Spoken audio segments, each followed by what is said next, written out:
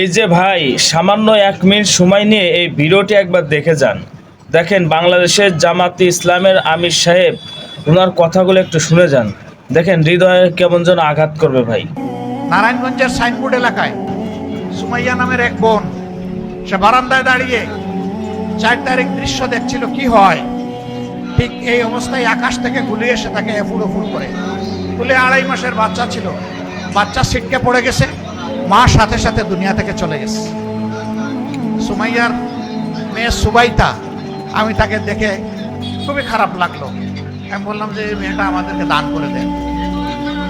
পরিবারের সদস্যরা বললো আমরা শান্তিতে থাকবো যদি এই মেয়েকে আপনাদের কাছে দান করে দিতে পারি।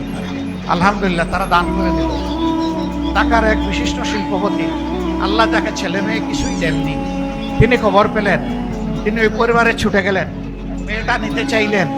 তারা বললো এ মেয়ের মালিক আমরা নই, এ মেয়ের অভিভাবক জামাতে ইসলামী, এইটা দেওয়া না দেওয়া তাদের ব্যাপার। তিনি আমার কাছে ছুটে আসলেন।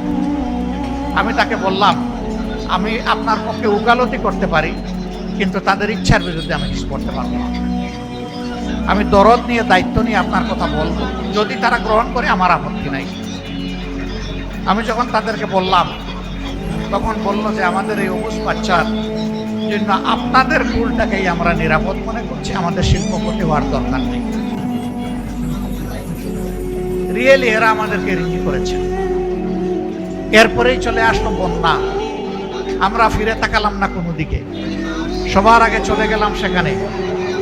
ফেনীর পানিতে নেমে আমরা চিৎকার দিয়ে বললাম বাংলাদেশের জনগণকে যাদের সামর্থ্য আছে ছুটে আসুন, পাশে দাঁড়ান, সেবা করুন, মানুষের দোয়া গ্রহণ করুন। আলহামদুলিল্লাহ, শুধু আমাদের দাও থেকে সেটা আমি বলবো না, কিন্তু আমরা আওয়াজ দিয়েছি সবার আগে। মানুষ ঝাঁকে ঝাঁকে সেখানে গিয়ে পড়লো, আমরাও আমাদের সামর্থ্য অনুযায়ী মানুষের পাশে থাকলাম। এরপরে আমরা খেয়াল করলাম জুলাই যুদ্ধে যারা আহত, তাদের ব্যাপারটা কি হবে। আমরা তাদের দিকে আমাদের সামর্থ্য অনুযায়ী চেষ্টা করেছি। এই জায়গায় লক্ষ্য করুন, আমরা বড় একটা সমাবেশ ঢাকায় চাইলে করতে পারতাম, কিন্তু আমরা করিনি। কারণ তখন মানুষকে দেখানো আমাদের কোনো উদ্দেশ্য ছিল না। এই বিপ্লবের ক্রেডিট দাবি করার কোনো উদ্দেশ্য আগেও ছিল না, এখনো নাই। আমরা গভীরভাবে বিশ্বাস করি এটি আল্লাহ তাআলার একান্ত মেহেরবানিতে এই পরিবর্তন হয়েছে।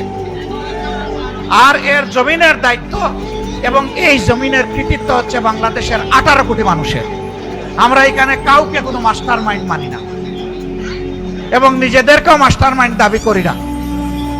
যদি একজনকে আমরা মাস্টার মাইন্ড বলি, তাহলে বাকি সবাইকে আন্ডারমাইন্ড করতে হয়। আমরা তা করবো না, আমরা সবাইকে সম্মান করি।